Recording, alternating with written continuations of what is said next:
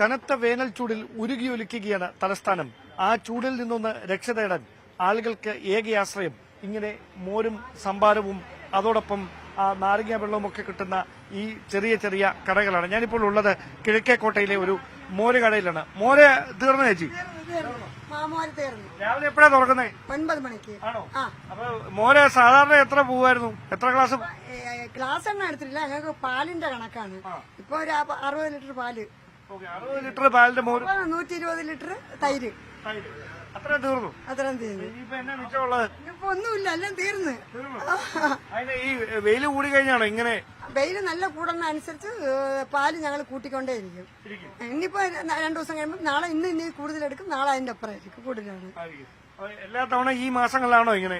കൂടുതലും ഈ ചൂട് സമയത്താണ് 10, 70, 80 ലിറ്റർ പാല് തീരും. അപ്പൊ ഈ 80 ലിറ്റർ പാലിനുള്ള മോരും അതിന്റെ കൂട്ടു സാധനങ്ങളും അരപ്പും എല്ലാം കൊണ്ടുവരും.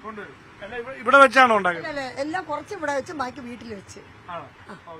എന്നാലും ഏതാണ്ട് എത്ര ഗ്ലാസ് പോവായിരിക്കും? ഗ്ലാസ് എണ്ണ എടുക്കൂല എന്ന് വെച്ചാൽ ഞങ്ങൾ അമ്മയും മക്കളായോണ്ട് കണക്ക് നോക്കേണ്ട കാര്യമല്ല. എന്നാലും 1 ലിറ്റർ കൊണ്ട് എത്ര ഗ്ലാസ് എടുക്കാം? അത് കൃത്യമായിട്ട് അറിഞ്ഞുകൂടാ.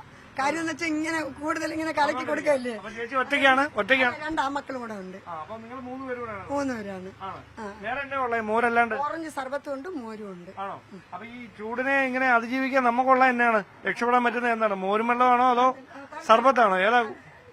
മോരാണ് കൂടുതലും. പക്ഷെ ഈ 2 സാധനം ഞങ്ങൾ വീട്ടിൽ കാച്ചണതാണ്. രണ്ടും മോരും കൂടുതൽ തീരും, പക്ഷെ സർബത്തും അതുപോലെ തന്നെ. രണ്ടും ഒന്നുകൊന്ന് കണക്കാണ്.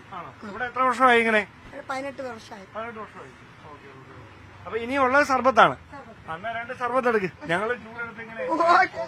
അപ്പൊ അതാണ് സാഹചര്യം. അതായത് ഏതാണ്ട് 70 ലിറ്റർ പാലും അതിന്റെ അനുബന്ധ സാധനങ്ങളുമായി ഈ മോരും വെള്ളം തയ്യാറാക്കിയാണ് ഇവർ ഈ ചൂടിൽ നിന്ന് രക്ഷ തേടി ഒരു ആശ്വാസത്തിന് വേണ്ടി എത്തുന്ന ആളുകൾക്ക് വേണ്ടി ഇവിടെ ഇങ്ങനെയൊരു മോര് കട നടത്തുന്നത്. ഇങ്ങനെ നിരവധി സ്ഥാപനങ്ങൾ സമീപത്തുണ്ട്.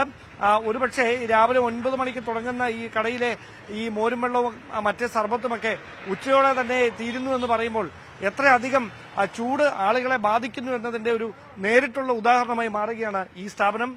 എന്തായാലും ഇതുപോലെ മറ്റ് ചെറുകിട സംരംഭങ്ങൾ ഒരുപാടുണ്ട് നഗരത്തിന്റെ പല ഭാഗങ്ങളിൽ. ചൂടിന്റെ ആധിക്യം കൂടുകയാണ്. ആ ചൂടിന്റെ ആധിക്യത്തിൽ നിന്ന് രക്ഷ നേടാൻ ആളുകൾക്ക് തെല്ലൊന്ന് ആശ്വാസമായി മാറുന്നത് ഇത്തരം ചെറുകിട സംരംഭങ്ങൾ തന്നെയാണ്. ക്യാമറമാൻ സന്തോഷ് കുമാറിനൊപ്പം ഡാൻ കുര്യൻ, ന്യൂസ് 18.